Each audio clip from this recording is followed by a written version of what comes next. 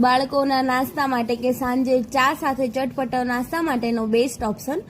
મેં અહીંયા બજાર જેવા જે પેકેટમાં કુરકુરે આવે છે તે ટાઈપના કુરકુરે ઘરે બનાવેલા છે. ઘરે કુરકુરે બનાવવા માટે સૌથી પહેલાં મિક્સર બાઉલની અંદર 2 કપ જેટલો ચોખાનો લોટ એડ કરી દઈશું. ચોખાનો લોટ એડ થઈ જાય ત્યારબાદ તેની અંદર અડધા કપ જેટલો ચણાનો લોટ એડ કરી દઈશું અને ચણાનો લોટ એડ થઈ જાય ત્યારબાદ બંને લોટને સારી રીતે મિક્સ કરી લઈશું જેથી કરીને તેની અંદર કોઈ જ લમ્સ ન રહી જાય. અને હવે કઢાઈની અંદર 2 કપ જેટલું પાણી એડ કરી તેને ગરમ થવા મૂકી દઈશું અને હવે તેની અંદર ટેસ્ટ પ્રમાણે મીઠું એડ કરી અડધી ચમચી જેટલું તેલ એડ કરી દઈશું.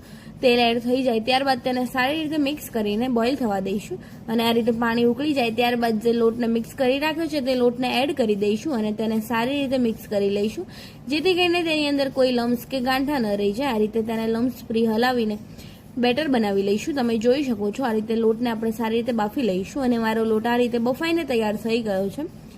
અહીંયા તમે ઘઉંનો લોટ પણ એડ કરી શકો છો પરંતુ મેં ઘઉંનો લોટ અવોઇડ કરેલો છે અને હવે તેને આપણે થોડીક વાર માટે ઢાંકીને સીજવા દઈશું. અહીંયા થોડીક વાર પછી તમે જોઈ શકો છો લોટ આપણો એકદમ સીજી ગયો છે.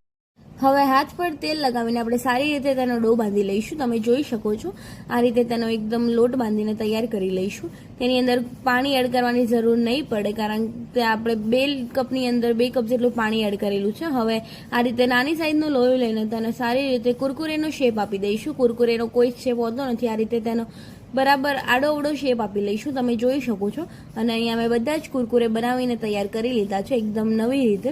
અને હવે હોટ ઓઇલ એટલે કે ગરમ તેલની અંદર આપણે કુરકુરેને એડ કરી દઈશું. અહીંયા વધારે પડતું ગરમ તેલ ના હોવું જોઈએ તેને અને તેની ફ્લેમ પર બહુ હાઈ ન હોવી જોઈએ. લો ટુ મીડિયમ ફ્લેમ પર આપણે તેને ફ્રાય કરી લઈશું જેથી કરીને તે એકદમ ક્રિસ્પી તૈયાર થશે. આ રીતે તેને હલાવતા જઈને ક્રિસ્પી થાય ત્યાર સુધી ફ્રાય કરી લઈશું. અહીંયા તમે જોઈ શકો છો અને મેં મસાલા માટે એક બાઉલની અંદર 1 મોટી ચમચી જેટલું તીખું લાલ મરચું, અડધી ચમચી જેટલો આમચૂર પાવડર અને 1 મોટી ચમચી જેટલો ચાટ મસાલો એડ કરી દીધો છે. હવે તેને સારી રીતે મિક્સ કરી લઈશું. અહીંયા તમે જોઈ શકો છો આપણા કુરકુરે પણ સારા એવા ક્રિસ્પી ફ્રાય થઈ ગયા છે.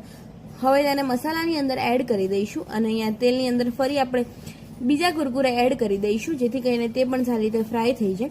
અહીંયા કુરકુરે આપણા બરાબર એડ થઈ જાય ત્યારબાદ અહીંયા તમે જોઈ શકો છો કુરકુરે આપણા ફ્રાય થઈ જાય ત્યારબાદ તેને મસાલાની અંદર એડ કરી દઈશું અને હવે તેને આપણે સારી રીતે ઢાંકીને બરાબર આ રીતે હલાવશું તો મસાલો બધો જ કોટ થઈ જશે ગરમ હશે તો.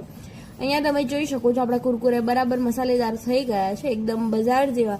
ટેસ્ટમાં પણ બહુ જ સરસ અને ક્રિસ્પી એવા કુરકુરે તૈયાર થયા છે. તમે જોઈ શકો છો એકવાર જરૂર ટ્રાય કરજો. બાળકોને બહુ જ ભાવશે અને ચા સાથે બહુ જ મજા આવશે.